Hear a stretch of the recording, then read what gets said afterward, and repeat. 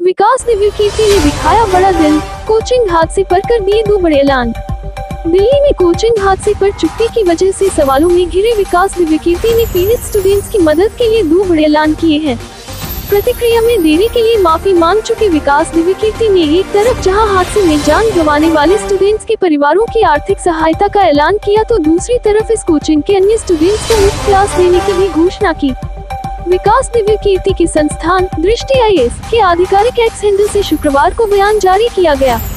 इसमें विकास दिव्य कीर्ति की ओर से पीड़ित परिवारों और हादसे वाले कोचिंग संस्थान के स्टूडेंट्स की ओर मदद का हाथ बढ़ाया गया है।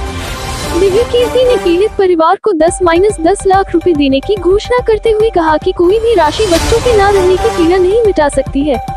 उन्होंने कहा कि भविष्य में भी किसी तरह की मदद की आवश्यकता इन परिवारों की होगी तो वह करेंगे। विकास दिव्य कीर्ति ने कहा, पिछले कुछ दिनों में ऊर राजेंद्र नगर में हुई 2 दुर्घटनाओं में 4 होनहार विद्यार्थियों का असमय निधन हुआ। एक विद्यार्थी नीलेश राय का निधन जलमग्न सड़क पर करंट लगने से हुआ, जबकि 3 विद्यार्थी श्रेया यादव, तानिया सोनी और निविन डालविन एक कोचिंग संस्थान के बेसमेंट में हुए आकस्मिक जल भराव के शिकार हुए।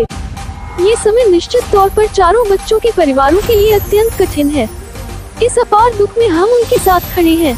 हम जानते हैं कि कोई भी राशि बच्चों के न रहने की पीड़ा को नहीं मिटा सकती, फिर भी इस दुख की घड़ी में अपनी साझेदारी व्यक्त करने के एक विनम्र प्रयास के रूप में दृष्टि IAS ने चारों शोक संतप्त परिवारों को 10 लाख रुपए प्रत्येक की आर्थिक सहायता उपलब्ध कराने का निर्णय लिया है। यदि इस शोक के समय में या इसके बाद हम किसी और प्रकार से भी शोकाकुल परिवारों की सहायता कर सके तो कृतज्ञता महसूस करेंगे। इसके अतिरिक्त रोज IAS के सभी वर्तमान विद्यार्थियों की मदद करने के लिए भी हम तत्पर रहेंगे। हम सामान्य अध्ययन, टेस्ट सीरीज और वैकल्पिक विषयों की तैयारी के लिए उन्हें निःशुल्क शैक्षणिक सहायता और कक्षाएं उपलब्ध कराएंगे। जो विद्यार्थी इस सुविधा का लाभ लेना चाहे, वे सोमवार 5 अगस्त 2024 से हमारे करोल बाग स्थित कार्यालय में मौजूद सहायता डेस्क पर संपर्क कर सकते हैं।